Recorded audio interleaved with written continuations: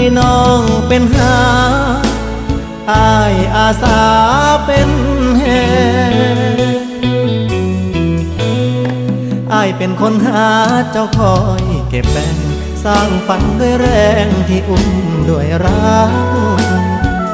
เห็นดีน้ำบ่หรือมีแล้วบ่คนที่เจ้าหักส่งยิ้มแทนการรับปากก็ได้เด้อถ้าอายกัน